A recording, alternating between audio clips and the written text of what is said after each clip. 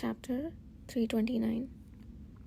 Even after his panting breath had somewhat subsided, Kishir did not remove his lips from either's neck.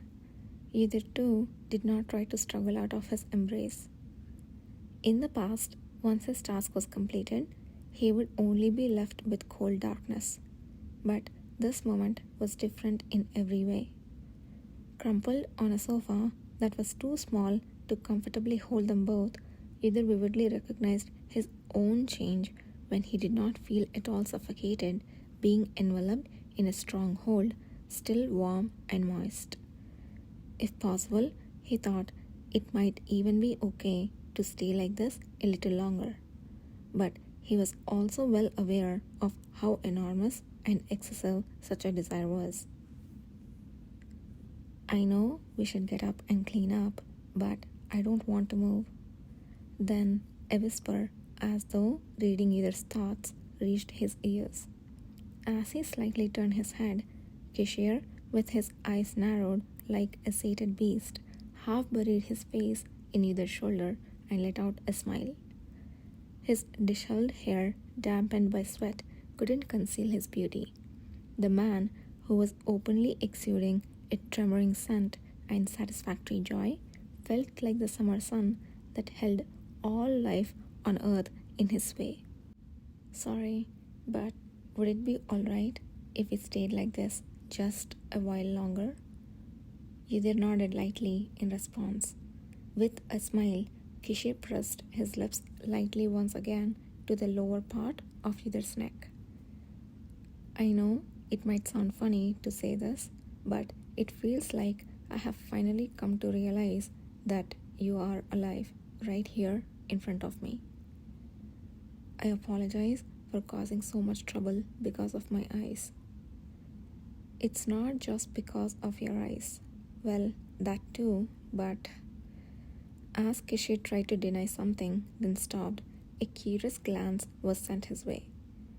A moment later, the reply came. More accurately, it's because of the illusion. There was only one thing that could be associated with the word illusion. Yudhir's once languid senses contracted sharply and he forced his eyes open. You mean my illusion? Kishir didn't answer. His silence was affirmation. Yudhir remembered the time when Kishir had rushed out alone to confront Nahan. Then Kishir had said he saw Yudhir in the illusion, but he had not gone into detail. There had been no mention of it since, so he thought it was quickly forgotten, but it seemed that wasn't the case. I had no idea that you were still concerned about that. I didn't plan on dwelling on it either, but it seems it's not as easy to put out of mind as one would hope. Did I attack you in the illusion? What? No. Kishir gave a small shake of his shoulders as he laughed. If that was the case, I wouldn't have been worrying about it for so long. It would have been just ridiculous. A pain shot through Yudhir's chest. The tone of his voice seemed to suggest it was something that could never happen, and Yudhir was left without a response. Even though it hadn't happened yet, at least in Yudhir's memories, the event existed clearly. He had no intention of repeating such an act in this life. But since the memory did not disappear from within him, Yudhir kept his silence. I heard that his illusion is based on the thoughts in the mind of the recipient. Is that correct? Yes. Recalling the report he'd given previously and the subsequent encounters with Nahan, Yudhir responded briefly. So, that's the strange part. What I saw was a scene I had neither imagined nor ever seen before. What on earth did you see to make you say so? I saw you in my clothes. To be precise, you wore the commander uniform. A huge shock hit him at once. If Kishir had said he saw Yudhir dying or severely injured, he might not have been so surprised. But Yudhir, clad in the commander uniform, wasn't that the figure of Yudhirian Ale the cavalry commander from his previous life? Kishir, seeing Yudhar's greatly shaken eyes, quickly added an explanation. Just to be clear, I have never once thought that my assistant is vying for the position of cavalry commander. If you wanted to, you would have accepted the deputy commander position when I offered it to you before. Kishir laughed, saying it was only natural considering how long it took to convince Yudhar to accept the created assistant position. But Yudhar could not laugh back. His mind was colder than ever. He had to think calmly. He didn't want to arouse Kishir's suspicion by appearing overly shocked. If he had merely seen a vision of himself dressed in the commander's uniform, he couldn't definitively conclude that he was entirely his previous self. So, did you only see me wearing the commander's uniform, or did I do anything else? Just that, Kishir, having responded, added after a moment. Upon reflection, the most likely guess would be that perhaps after going through a possibly fatal situation, my anxious mind reflected in such a way. I don't see the connection.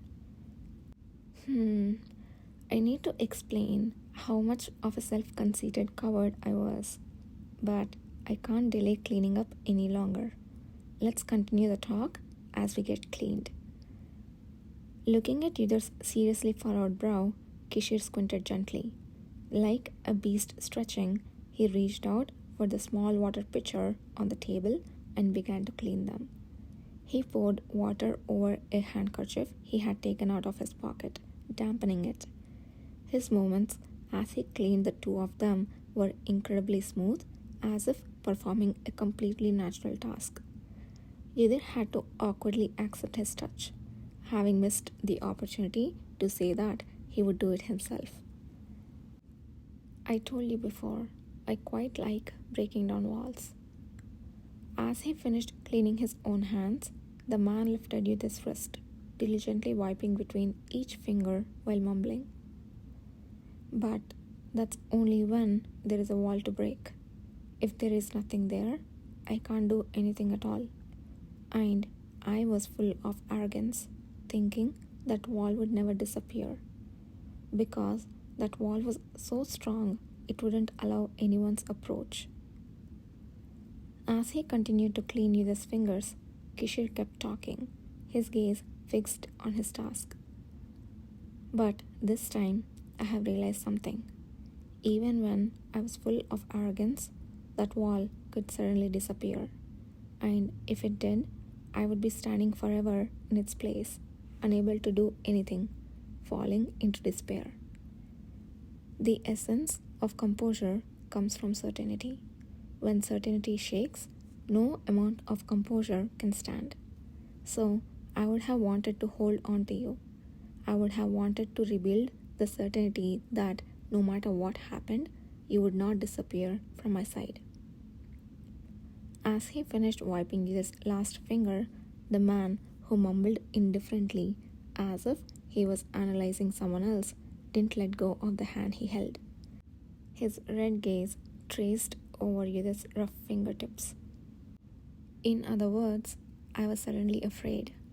Being afraid means feeling fear, and it's not strange that my fantasy capitalized on that fear and manifested in a distorted form. In fact, I was quite taken with it there. Yudhar, whose words were abruptly and strangely interrupted, looked up to the man holding his own hand with elegance and smiling self-mockingly. Taken with it, you say? Yes. You mean it wasn't fear? It was shocking and strange, but not frightening. Just, well, I couldn't take my eyes off it. Even knowing it was a fantasy, I thought it would be good if I could hold on to it, even if it meant giving up my seat to you. Kishir pulled Yudhar's hand towards him and kissed him. Tell me any time if you want to try. I don't. Even if I say I will grant you whatever you want. What I want is for you never to say such things again. Indeed, you're relentless. You did look good in white. Looked good. Either had worn that uniform for a long time, but had never once thought that. Don't even suggest I try it on as a joke. I really don't like it. At the end of a serious remark, Keshe replied, I understand, laughing. His movement of softly rubbing his nose against the back of either's hand and deeply inhaling conveyed a tingling sensation. Your scent has gotten stronger. Can you feel it? I can only feel your scent. They say you usually can't smell your own scent, but it's very strong now. Either was caught in a strange mood. It was almost the first time someone had told him about his own scent. Right, this time I'm an omega with a scent. Either realized anew that he too could emit a scent just as much as it emanated from Kishore. It's different from before. So let's not think too deeply. The fantasy that Kishore saw was not Udrian. He hadn't said so himself. Yudhir wanted to feel relieved, but a part of his mind couldn't shake off the chill. Really? Was it just that? Was the fantasy of Yudhir Ale in the white uniform merely a twisted manifestation of fear derived from Kishore's desire to hold on to him? It was unknown. Yudhir wiped his sweaty forehead and slowly got up. Only then did he see the surrounding devastation that had been out of sight while lying down. The expensive liquor-filled glass was rolled on the carpet, horribly soaking it, and the soft cloth-covered sofa was a complete mess after their intense activities on it.